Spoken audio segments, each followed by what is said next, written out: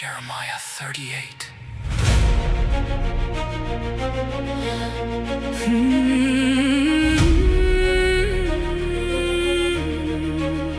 Then Shephatiah, the son of Matan, and Gedaliah, the son of Pashur, and Jucal, the son of Shelemiah, and Pashur, the son of Malachiah, heard the words that Jeremiah had spoken to all the people, saying, Thus says the Lord, he that remains in the city shall die by the sword, and by the famine, and by the pestilence.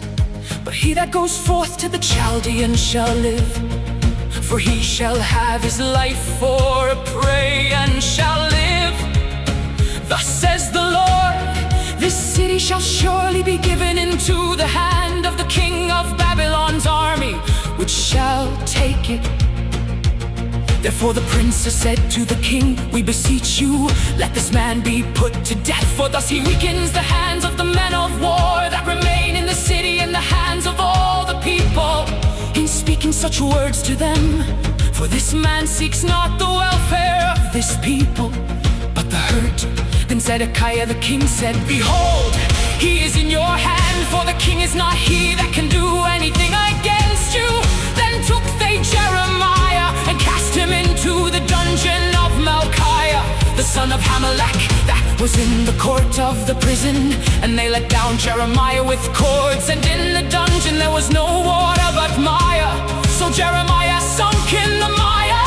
Now when Ebed-melech, the Ethiopian, one of the eunuchs which was in the king's house, heard that they had put Jeremiah in the dungeon, the king then sitting in the gate of Benjamin, Ebed-melech went forth out of the king's house, and spoke to the king, saying, My lord, the king, these men have done evil in all that they have done to Jeremiah the prophet, whom they have cast into the dungeon.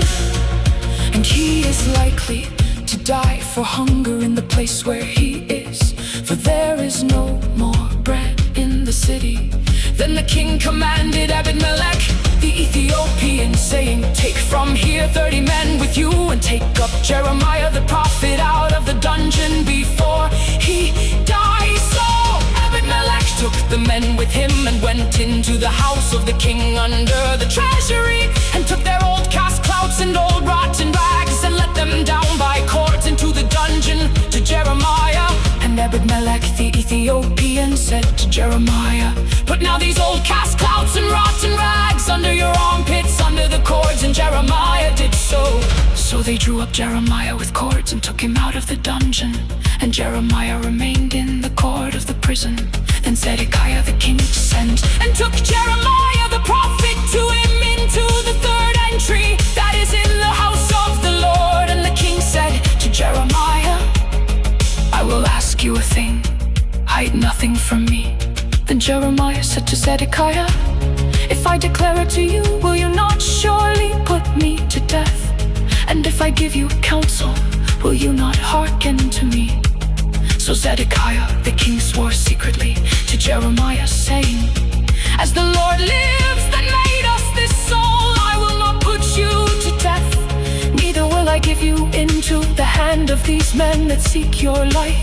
Then said Jeremiah to Zedekiah, Thus says the Lord, the God of hosts, the God of Israel, If you will assuredly go forth to the king of Babylon's princess, then your soul shall live, and this city shall not be burned with fire, and you shall live in your house. But if you will not go forth to the king of Babylon's princess, and shall the city be given into the hand of the Chaldeans, and they shall burn it with fire, and you shall not escape out of their hand. And Zedekiah the king said to Jeremiah, I am afraid of the Jews that have fallen to the Chaldeans, lest they deliver me into their hand, and they mock me. But Jeremiah said, They shall not deliver you. Obey, I beseech you, the voice of the Lord which I speak to you.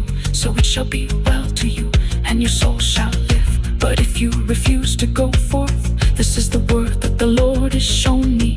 And behold, all the women that are left in the king of Judah's house shall be brought forth of Babylon's princes. And those women shall say, your friends have sex you on, and have prevailed against you. Your feet are sunk in the mire, and they are turned away back. So they shall bring out all your wives and your children too.